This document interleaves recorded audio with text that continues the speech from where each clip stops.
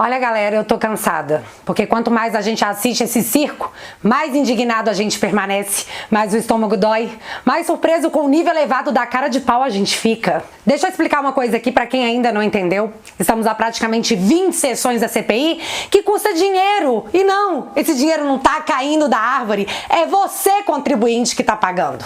Mas enfim, 20 sessões pra discutir o caso Covaxin precisa, dito por esses senadores, o maior esquema de corrupção da história da República? Sim, eles disseram isso. Mas, meu filho, sabe quanto foi pago nesse contrato? Nem um centavo, nem um real, nem um bonoro. Não tem pagamento de dinheiro público, diferente do prejuízo que tomamos com o andamento dessa CPI, com passagens aéreas, com cafezinho, com todo o tempo de senadores que poderiam estar votando reformas que o Brasil tanto precisa. Que, diferentemente desse caso, que não ocorreu nenhum pagamento, essa CPI se recusa, ignora, posterga, empurra com a barriga o caso do consórcio Nordeste, que de fato pagou quase 50 milhões de reais por respiradores que nunca foram entregues. Pago.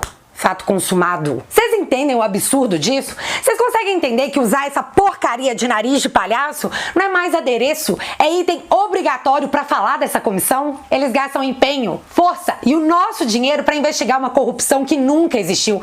Porque assim, no início essa investigação aconteceu porque os preços das doses estariam superfaturadas e inclusive o Renan Calheiros chegou a dizer na CPI que o valor de cada dose era de $150. Que providências Vossa Senhoria tomou, deveria ter tomado, ao perceber que a invoice encaminhada previa o fornecimento de 300 mil unidades de vacina a preço de $150. A preço de $150. Mas após ser esfregado na cara do relator, um cliente VIP do Supremo com mais de 13 processos por corrupção passiva e lavagem de dinheiro, lesando você que tá me ouvindo, que o problema dele com o superfaturamento era o simples fato dele não saber fazer conta.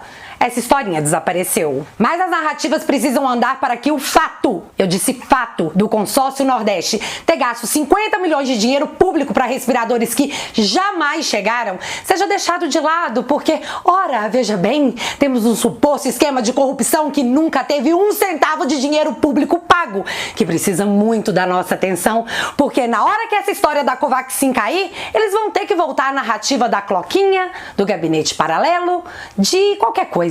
Menos o verdadeiro provável crime de ter 50 milhões de dinheiro público enviado para uma empresa, ao que tudo indica de fachada, e que já avisou que não vai devolver dinheiro porcaria nenhuma. A maioria dos senadores que compõem essa comissão são do Nordeste. Então temos aí uma maioria abertamente oposicionista ao governo. Não existe esse negócio de isenção, nem do relator, muito menos do presidente da comissão. Ano que vem é ano eleitoral. Renan Calheiros já foi pego em gravação com Sérgio Machado articulando para que a Dilma renunciasse para favorecer seu Lula. Você não lembra? Dá um Google. O brasileiro precisa começar a se lembrar. Lula, esse que o próprio ex-ministro Marco Aurélio vem a público dizer no dia de ontem que a Corte do Supremo ressuscitou politicamente. Uma corte que, por lei, lá na Constituição, não poderia ter atividade política, mas que hoje, sem o menor pudor ou receio, promove reunião com líderes de partidos para articular contra uma eleição transparente. Sim, com membros do Legislativo, que, por sinal, são julgados pelos próprios ministros do Supremo. Eu tô cansada de ter a minha voz sufocada por matérias de jornais que dizem que, em Cuba o povo tá passando fome, mas olha que bom, o número de diabéticos caiu por lá. Ou que o povo em Cuba tá revoltos na rua e o que colabora para o fato é que o presidente de lá não é carismático. Ou então vamos culpar os embargos americanos pela pobreza da ilha e vamos fazer de conta que a Veja não publicou uma matéria dizendo que a fortuna de Fidel alcançou $900 milhões. Mas, de novo, pelo menos o povo não tá obeso. E o mais importante, o UOL hoje disse pra todo mundo que é errado relacionar a opressão nos protestos ao comunismo e ainda meteu lá um diz especialista. Mas calma, todo mundo calmo. O Lula disse em seu Twitter que o que está acontecendo em Cuba é apenas uma passeata. E o mais legal é que apenas essa passeata foi capaz de fazer o vice-ministro do interior de Cuba pedir demissão, porque para ele aplicar a lei não significa tirar a vida das pessoas. Só uma passeata. E não, Fernando Henrique Ceboso, não venha me dizer que você sente muito, coisa que até agora o senhor não fez porque sua última postagem no Twitter foi no dia 3 de julho. E não adianta, porque ainda mais nos dias de hoje, aprendendo o que estamos aprendendo com essa CPI, uma imagem fala mais do que 1000 palavras. E você sabe quem apoia e inclusive passa um pano até deixar tudo muito brilhante pra Cuba? O PSOL. PSOL que teve seu militante, o senhor Adélio, trancado no hospício por tentar tirar a vida do presidente, que aliás, enquanto toda essa tentativa de fazer você não ver o que você deveria realmente enxergar acontece, tá lá de novo no hospital, onde provavelmente vai passar por uma nova cirurgia, por consequência, até hoje, da não aceitação da vontade popular. Força, presidente. Aí a gente volta lá na CPI, onde Renan Calheiros agora deturpa o que diz a depoente, a impede de dizer que ele tá manipulando a sua fala e diz que tá encerrado porque ela já respondeu. Assim, na nossa cara. Eu tô cansada. Tô cansada de constatar que os nossos políticos nos tratam como macaquinhos com o smartphone na mão. Agora eu queria perguntar à senhora Emanuela, porque saiu uma matéria aqui no Poder 360 no dia de ontem, com o seguinte título: Polícia Federal apura a ligação entre dono da Precisa e suposto operador de Renan Calheiros. Esse é o título da matéria do Poder 360. E que, incrivelmente, senhora Manuela, os grandes veículos de comunicação não dão repercussão. Eu fico imaginando se fosse aqui no lugar de Renan Calheiros alguém ligado a Bolsonaro. Meu Deus, o mundo ia cair. E eu queria saber se a senhora tem conhecimento, já que a imprensa trouxe à tona aqui, se a senhora tem conhecimento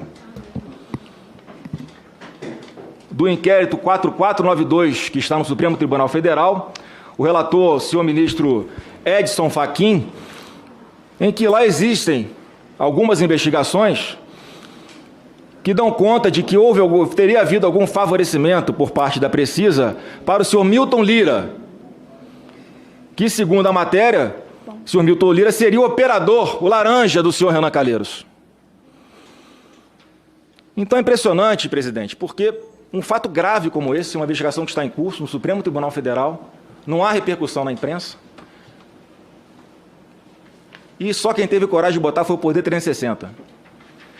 Muitas dessas grandes mídias que gostam de bater no peito e falar que são isentas, são imparciais, estão em busca da verdade, querem fazer jornalismo.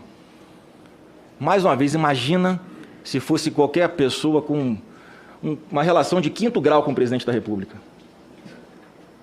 A República tinha caído, explodido. Cansada deles fazerem de conta que não entenderam que, na verdade, eles já sabem há tempos. Cansada de ouvir coisas absurdas do tipo, caiu pra cima? Ao invés desse valor cair pra baixo, ele acabou caindo pra cima. Mas, meus amigos, mesmo cansada, sabe quando nós vamos desistir? Nunca! E é por isso que eu vou tomar impulso mais uma vez para mostrar para vocês o que eles querem que você acredite versus a verdade comprovada por prova material. Se tudo que eles têm é uma narrativa, nós vamos derrubar com fatos. Nós vamos dizer em voz alta que nós merecemos a transparência do nosso voto, que é símbolo da nossa democracia. A gente vai voltar para a rua. E sim, já temos uma data. Dia 1º de agosto nós vamos tirar esse traseiro do sofá e deixar essa indignação que tá presa na garganta sair para quem quiser ouvir. Nós só queremos o que é justo e num país sério e democrático, isso jamais deveria ser negado a seu povo. Bora lá então para mais um dia recusar o nariz de palhaço e ver os fatos além da historinha que eles enfiam na nossa garganta dia após dia. Red Pile-se. Lhe pergunto objetivamente, quanto a empresa Precisa ou a Barat recebeu desse governo, do governo Bolsonaro, nesse contrato? Nada. Não, peraí. A oposição disse aqui que esse é o maior esquema de corrupção do governo Bolsonaro. Eu vou lhe fazer a pergunta de novo. Quanto o governo, o Ministério da Saúde, pagou nesse contrato da Covaxin, o governo Bolsonaro? Nada. Mas empenhou 1 bilhão e 600 milhões de reais e não pagou em que a CPI a oposição começou a falar porque ela se incomoda quando vê que assim, a narrativa começa a cair por terra. Veja, a oposição, essa que fala e faz acusações sem provas, ela não encontra provas, aí fabrica. Porque aqui é o seguinte, inventaram agora narrativas como provas. Eu nunca vi dizer. Se narrativas servirem como prova em processo, tomara que o Ministério Público não pegue como referência o que está acontecendo aqui nessa CPI. Só para quem ainda não entendeu, deixa eu fazer um pequeno resumo do que se deu em torno do depoimento da dona Emanuele. Essa moça que é diretora da Precisa Medicamentos conseguiu no STF um habeas corpus para ficar em silêncio. Só que chegando na CPI disseram para ela que não, ela não poderia ficar totalmente em silêncio, somente no que ela considerasse que iria incriminá-la. Porém, como já vimos centenas de vezes, quando uma testemunha consegue um habeas corpus para ficar em silêncio, ela fica em silêncio total, mas dessa vez não tá valendo. Ô mãe! Senadores acionaram então o STF para que o ministro Fux dissesse a Emanuele que ela poderia ficar em silêncio naquilo que ela julgasse ruim para ela. Porém, deu para a CPI o mesmo poder de prendê-la em caso deles interpretarem que ela estava abusando desse direito. Acredite ou não, foi isso que aconteceu. Foi tipo assim, você decide, mas depende. Sessão retomada, sessão adiada. Quarta-feira amanheceu e Emanuele foi lá e disse que falaria mais que papagaio de velha mídia, leitor de manchete. E foi exatamente o que ela fez. Senhora Emanuele. Emanuela. Sim, Emanuela. Senhores senadores, eu permaneço à disposição, permaneço colaborativa. Eu faço questão de falar tudo e, inclusive... Não existe regularidade, não existe legalidade. A gente recentemente teve o vídeo aí do dia 23. Por favor, me perguntem. Gostaria muito de ter a oportunidade de falar sobre esse vídeo. Então, sim, estou à disposição. Continuo à disposição.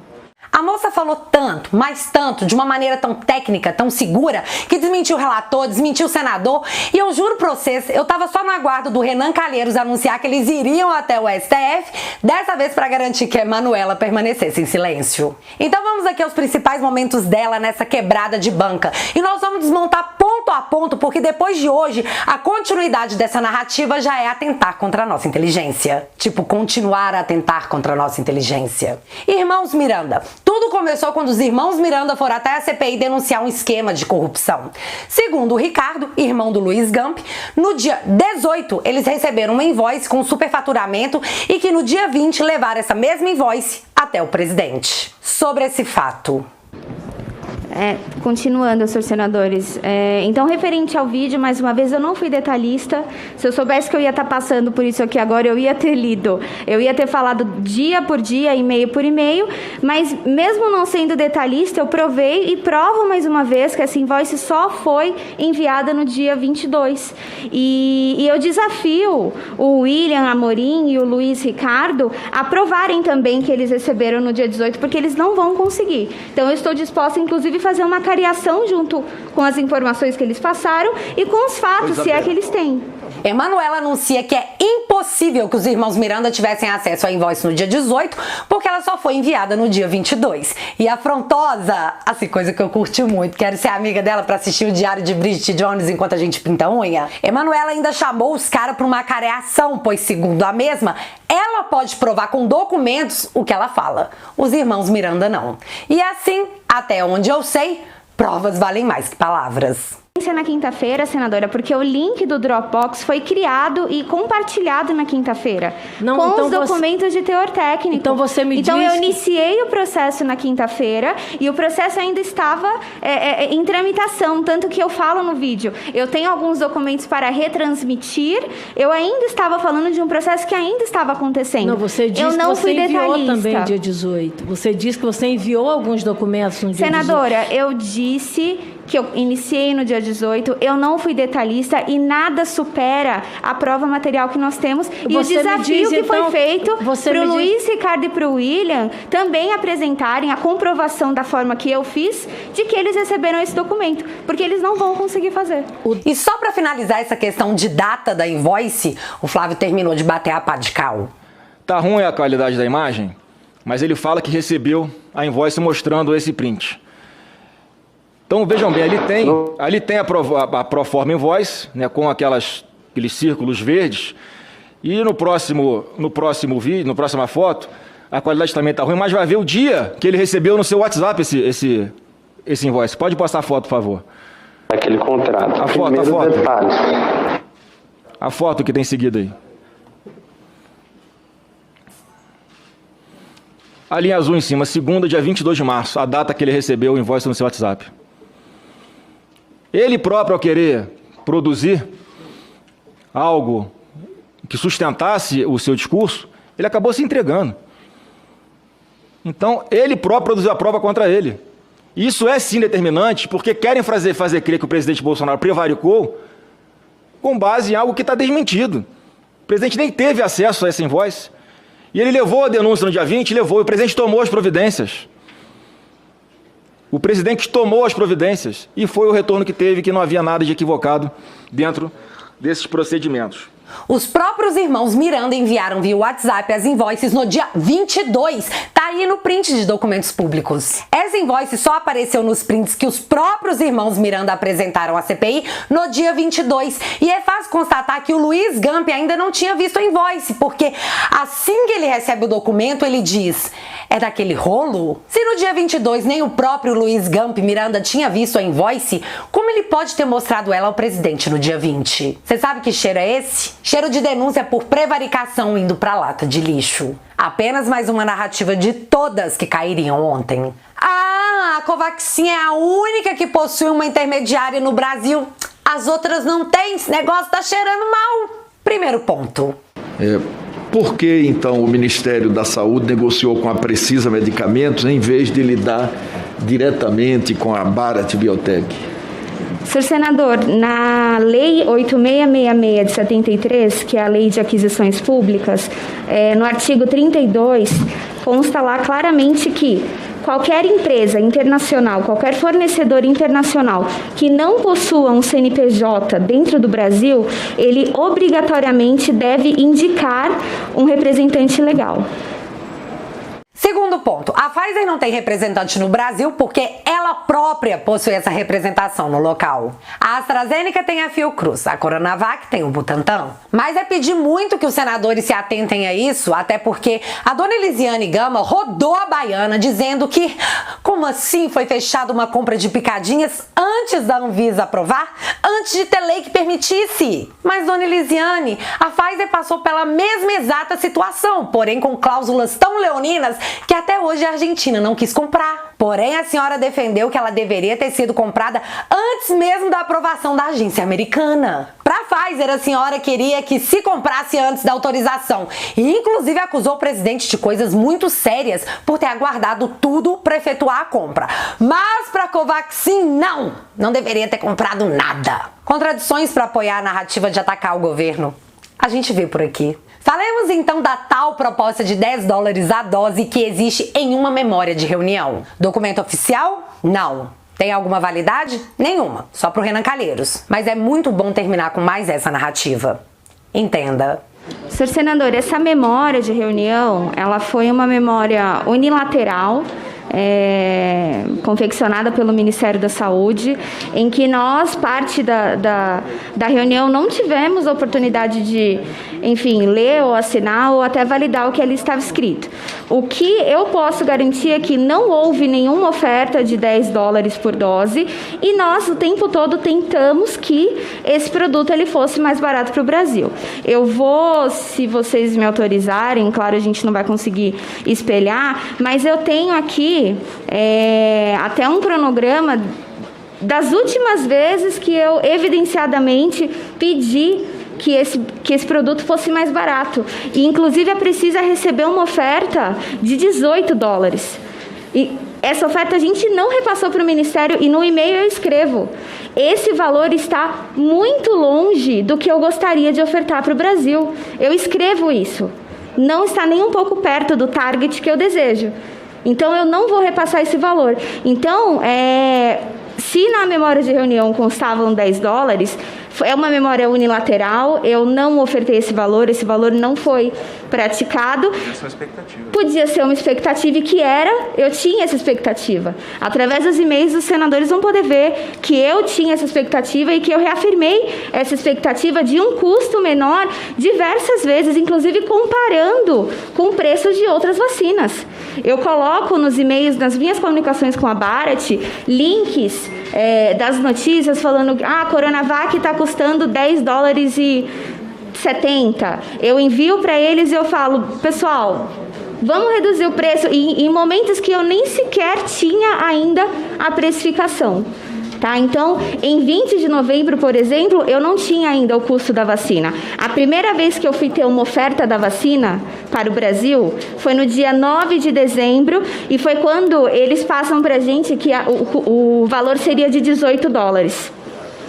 E eu nego, eu falo que, olha, isso está muito longe do meu preço-alvo, e aí continuamos na negociação até que a gente, enfim, chega no menor valor de $15. Não existiu nenhuma proposta de valor, até porque na data da reunião, nem o próprio fabricante havia dado um preço por dose. O que rolou foi uma conversa de expectativas. O documento do Não, senhor senador, posso falar? Existia sim uma expectativa de precificação que o produto custasse menos que $10. E eu não sei o porquê colocaram que o produto custaria $10, porque não foi ofertado. O que sim existia no momento é uma expectativa, e eu consigo demonstrar para os senhores através de todas as minhas comunicações. Olha bem o que os caras criaram para transformar isso em um crime. Bicho, é muito dinheiro público desperdiçado para achar pelo em ovo. Eu só posso sentir ranço, muito ranço. Ah, então o governo em algum momento tentou elevar o preço de cada dose? O Ministério da Saúde tentou negociar a redução do alto preço das doses da Covaxin? Por diversas vezes. Nós também, senador.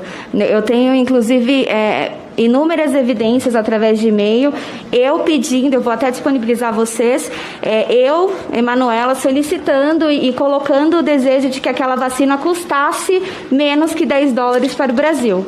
Acho que ficou claro para todo mundo, mas tem mais. Ah, mas rolou uma tentativa de recebimento antecipado dos valores. Pergunta, por que essas invoices solicitavam o pagamento antecipado, se isso não estava no contrato?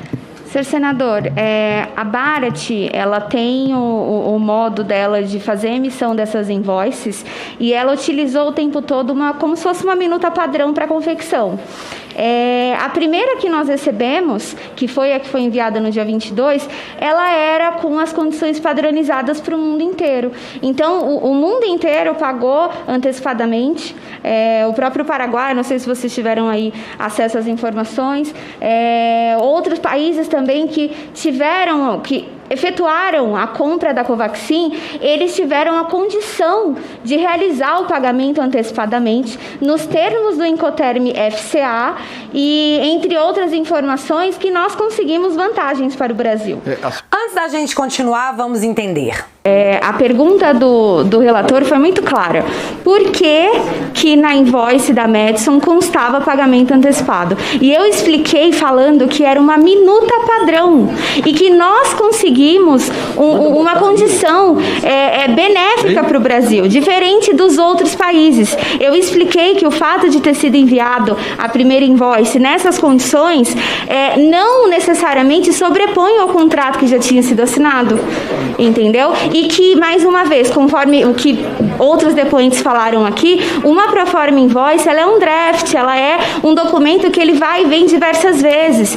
Em momento nenhum foi solicitado pagamento antecipado, em momento nenhum foi feito nenhum tipo de pressão ou sequer recusado qualquer pedido de correção. Então é natural que nesse processo tenham idas e vindas de documentos e com alguns erros materiais, alguns erros que são sempre corrigidos. O que não pode acontecer é no momento da importação esse documento estar errado. O mundo inteiro, e ela deu de exemplo o Paraguai, para comprar a Covaxin precisou pagar adiantado. Porém, o Brasil conseguiu uma vantagem em pagar apenas quando recebesse. Por isso a invoice foi enviada como pagamento antecipado. E assim que isso foi apontado, menos de 24 horas depois, sem nenhuma resistência ou tentativa de deixa disso, ela foi corrigida. Vale lembrar também que essa alteração não foi feita no documento oficial, que seria uma comercial invoice. Foram feitos em um rascunho, que se chama Proforma Invoice. Alterações em um rascunho. Quem nunca? Mas sabe quando você não tem mais para onde correr e você tropeça no seu próprio desespero? Pois é, foi aí que o Renan Calheiros passou essa vergonha aqui. Deixa eu explicar. Vossa Senhoria não está entendendo. O contrato prevê a necessidade de ser fiscalizado, de acordo com a cláusula 11.2, por uma comissão formada, no mínimo, por 3 pessoas. Eu perguntei, isso ocorreu, a senhora não soube informar. Eu perguntei quem dispensou a formação dessa comissão. Vocês entenderam? O Renan tá questionando a Emanuela o porquê não tinham 3 fiscais para acompanhar o contrato conforme exige o próprio contrato. E ainda veio com, veja bem, você não tá entendendo. Seu Renan, quem não tá entendendo nada é você. Agora, eu tô perguntando é que o contrato prevê a formação de uma comissão de fiscalização composta por, no mínimo, 3 pessoas. Relator, posso só, sobre o item 11.2 do contrato que o senhor está falando? 11.2. Porque o item 11.2 diz respeito ao recebimento do valor. O recebimento de material de valor superior a R$ 176 mil será confiado a uma comissão de, no mínimo, 3 membros, designados pela autoridade competente. É sobre o recebimento do material. Porque nada foi recebido, só para esclarecer. Porque a Precisa não cobrou o cumprimento do contrato com relação à formação dessa comissão, conforme prevê o contrato? Porque essa comissão, ela só seria estabelecida no momento do recebimento, conforme consta aqui na cláusula. Cláusula 11.2, o recebimento do material de valor superior a R$ 176 mil será confiado a uma comissão de, no mínimo, 3 membros designados pela autoridade competente. Nós não chegamos nessa etapa. Que vergonha alheia, hein, Renan? Mas não custava tentar. Ah, teve também uma parte clássica que a resposta da Emanuela não poderia ter sido mais maravilhosa. E o caso a seguir se dá a respeito da necessidade de uma lei ou uma emenda que permitisse a importação da Covaxin. Veja a pergunta do Renan, que me pareceu quase um toque muito preciso para o gol da Emanuela. A Precisa fez lobby pela apresentação de emendas a essa medida provisória, que beneficiaram o processo de aprovação da Covaxin junto à Anvisa? Veja a resposta. A inclusão da autoridade sanitária CDSCO na medida, nada foi feito, tanto que não foi só um parlamentar, tiveram dezenas de parlamentares, inclusive o senhor presidente Omar Aziz inseriu também a Índia como uma autoridade sanitária competente para ser inserida na lei. Entenderam? Se havia algum interesse por trás de se aprovar uma emenda que autorizasse a importação da Covaxin, seu Omar estava junto, seguindo a teoria do próprio Renan Calheiros. Bom, após tudo isso, aos senadores, restou apenas admitir que falhou. Doutora Emanuela, primeiro é o seguinte, eu queria, tal qual a senadora Elisiane, cumprimentar Vossa Senhoria pela disposição ontem externada a Vossa Senhoria, a douta banca de advogados. Vossa Senhoria ontem disse que queria colaborar com a CPI. Vossa Senhoria, de fato, cumpriu com a palavra. Está aqui informando assim. Eu reitero aqui a admiração que muitas colegas e colegas aqui externaram. Vossa Senhoria é muito jovem, muito inteligente. E você sabe o que isso significa? Touché. E já que o Luiz Gamp Miranda aqui disse que tinha um dossiê que nunca entregou, que fez o deputado Paulo Pimenta ir até o Twitter e dizer que na verdade ele tinha um áudio gravado do presidente, coisa que o próprio Luiz Miranda negou para dona Verba Cagalhães, só sobrou os golpistas da Davat para se agarrar com todas as forças. E como disse o próprio Tasso Gereissati, que essa história da Davat cheirava a golpe, vamos agora assistir a comissão que já derrubou o Leite deitar em cima dele. No próximo vídeo a gente traz o show da Davat e o seu vendedor que nunca vendeu nada, mas jurou no WhatsApp ter recebido um passaporte diplomático da ONU, ter feito doação de 20 milhões de seringas e fechado a venda de 200 milhões de picadinhas para o ministro da Saúde da Arábia Saudita. Essa agora é a fonte da CPI. É tudo que eles têm. Aguardemos então as cenas dos próximos capítulos. Pois é, galera, por hoje é isso aí. Tantos balões de ensaio cheios de nada, tantos pastéis recheados de vento. E na minha opinião, isso tudo tá acontecendo porque até hoje eles não aceitaram Bolsonaro como presidente. E uma possível e provável reeleição causa mais medo que encontrar a Cátia Abreu de madrugada no seu guarda-roupa. Por hora, vamos seguir enviando orações e toda energia positiva possível pro presidente, tendo a certeza que ele vai sair perfeito de mais essa, porque se tem algo que ninguém pode negar, é que o cara é forte. E nós contamos com isso. Precaução e oração nunca é demais. E é isso tudo, meu povo. Se você ainda não é inscrito aqui no meu canal, se inscreve e deixa seu like, porque você já sabe, acontecendo alguma coisa de relevante ou irrelevante, a gente volta. Beijos, galera. Fui.